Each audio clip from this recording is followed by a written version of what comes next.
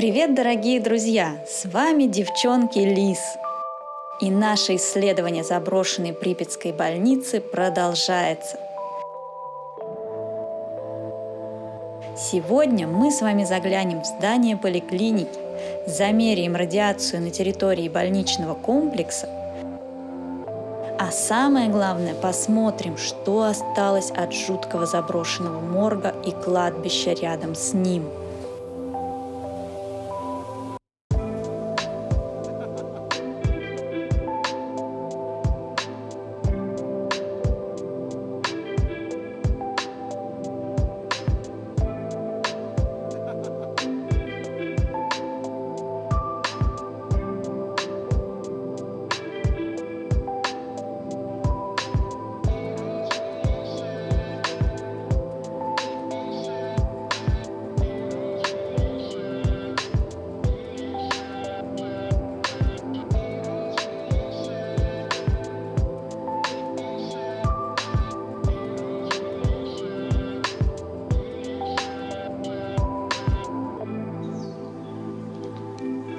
Так выглядит главный корпус больницы.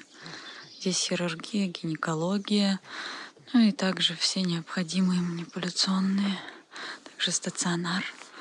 И вот это здание поликлиники. Сейчас мы с вами заглянем в здание поликлиники. На нем написано «Здоровье народу, богатство краины».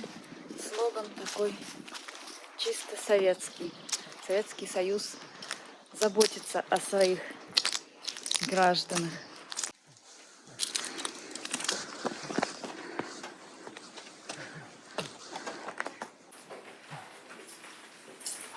Вот мы с вами попали в здание поликлиники.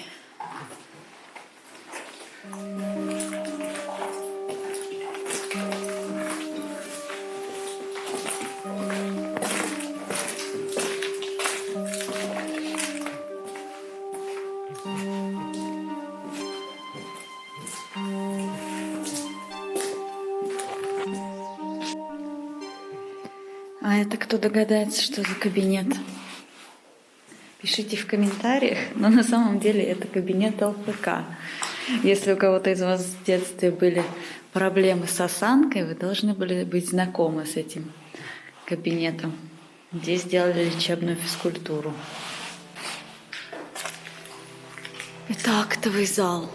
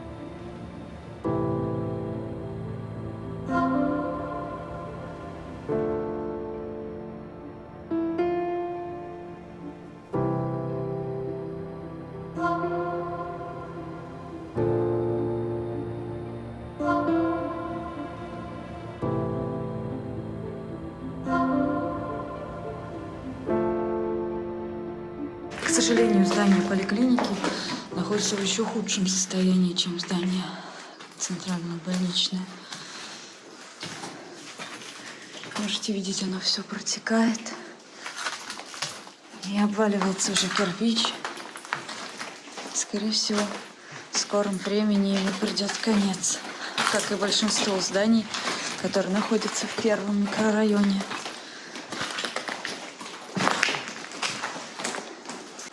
Сами посмотрите, друзья. Здесь уже начало все обваливаться, потому что это предпоследний этаж, сверху еще технический этаж. А здесь уже просто опасно находиться, потому что только что при мне прям отвалился кусок кирпича. Самое опасное и печальное в том, что все стены здесь сделаны из кирпича. Так как здание протекает, вода попадает в соединение, в бетон, цемент. Из-за перепада температур он разрушается. Если эти стены упадут, соответственно, крыша сложится, и все здание рухнет, как карточный домик. Такая участь ожидает в ближайшее время все здания, которые находятся в первом микрорайоне, потому что большинство из них будет построено из кирпича.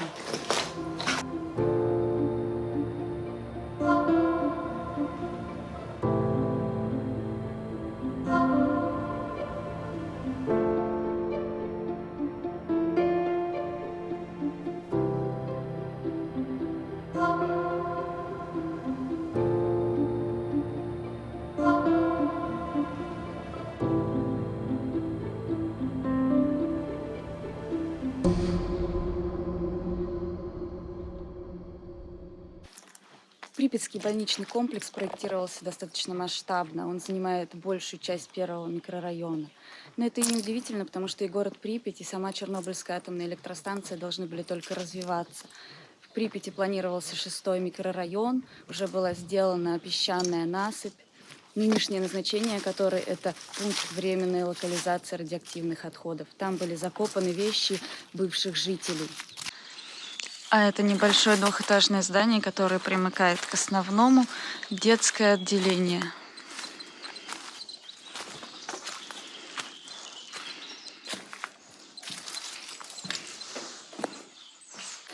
А сейчас я хочу вам показать еще одно зловещее место. Это морг. И мы сейчас туда направляемся.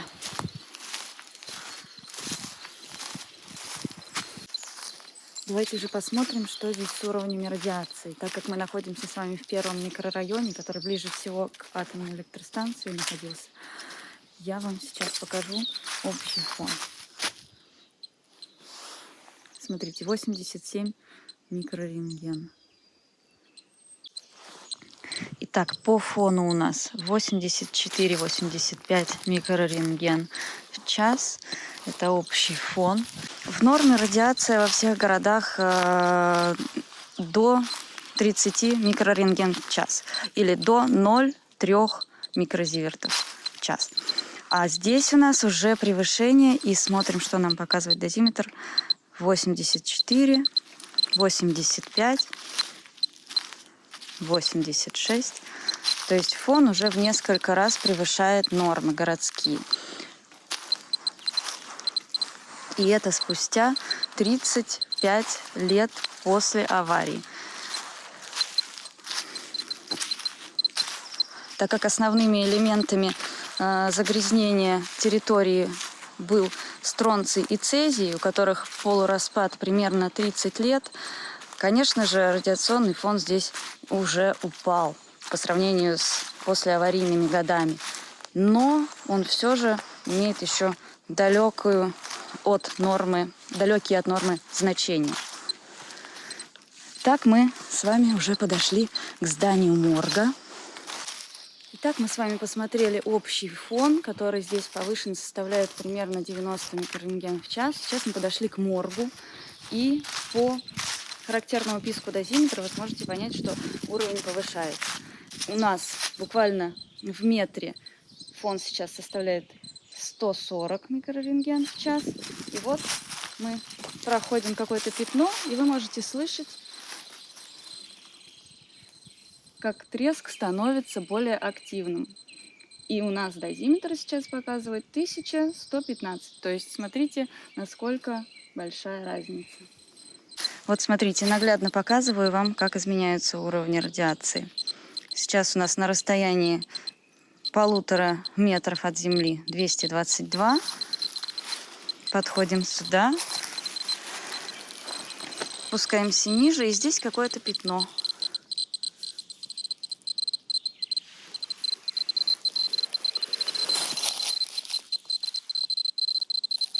Вот, видите, уже почти под милик.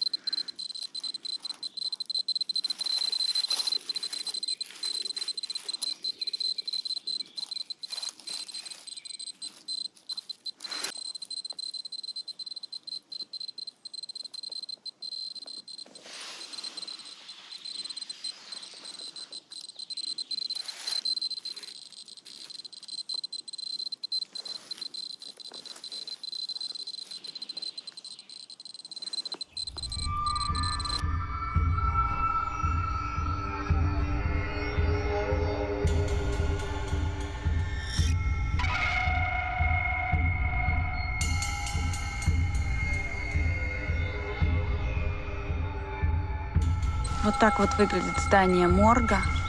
Я думаю, никому из нас не нравится посещать эти места. А сейчас, спустя 35 лет, все эти места заброшены и выглядят еще более зловеще.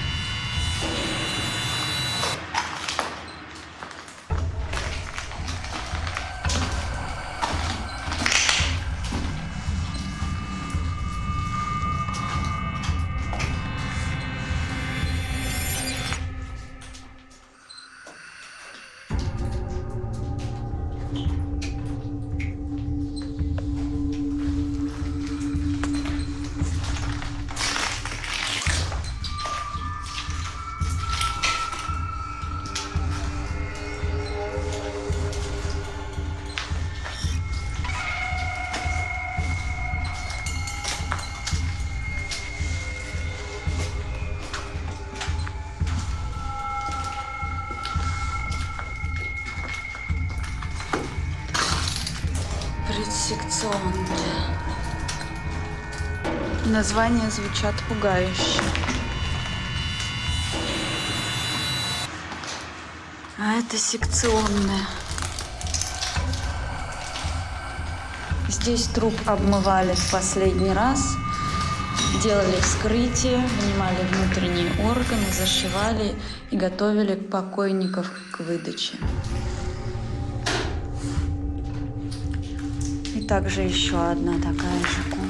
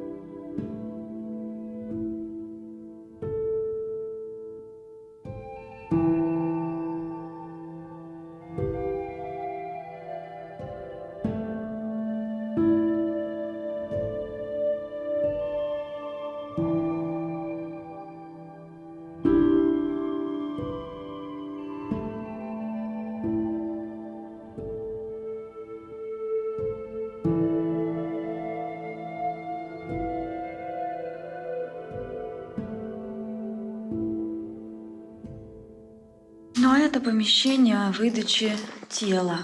Здесь уже родные забирали своего покойника и везли далее на кладбище, на похороны.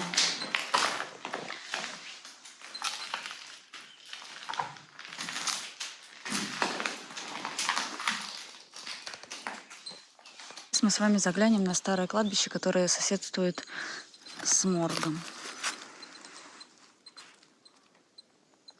Фон здесь также повышен. Территория кладбища небольшая, новых захоронений здесь не видно. Кресты все старые.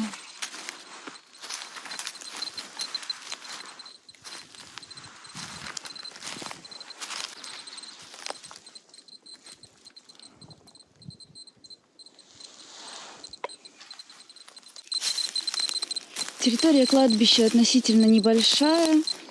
Радиационный фон здесь также повышен, составляет 400-500 микрорентген в час. Захоронения в основном старые, кресты деревянные.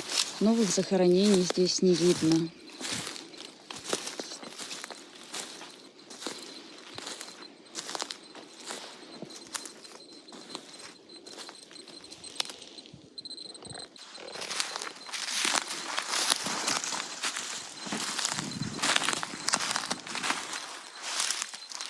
Здесь еще остались некоторые могилы, на которых есть цветочки.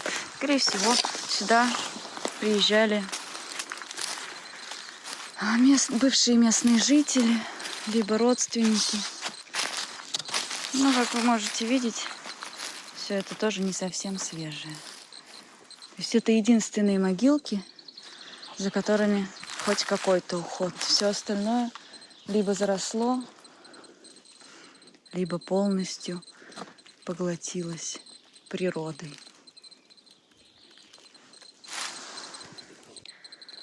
Ображей Данила Яковлевич. К слову сказать, фамилия Ображей в Полесье очень распространена. Поэтому, когда заглядываешь на кладбище, можно частенько встретить могилы с этой фамилией.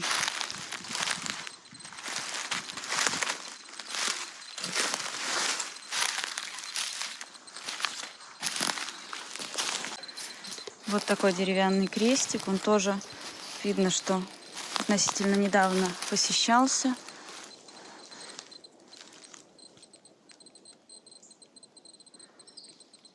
Фамилию прочитать сложно.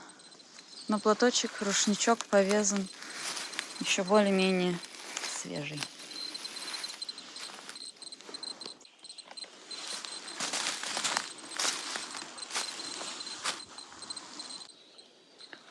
Сейчас мы проходим вот такое одноэтажное здание. На карте написано, что это гаражи медсанчасти 126.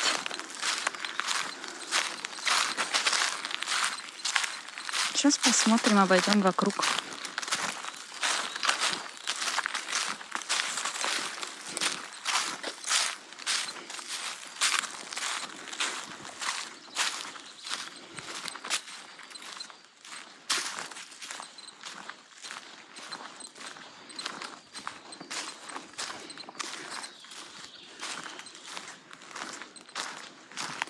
Здесь какая-то печь.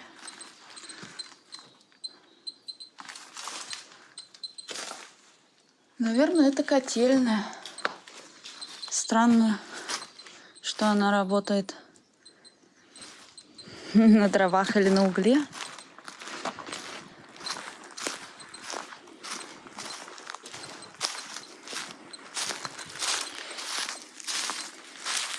Да, это техническое здание, а это действительно гаражи. Вот такой вот комплекс.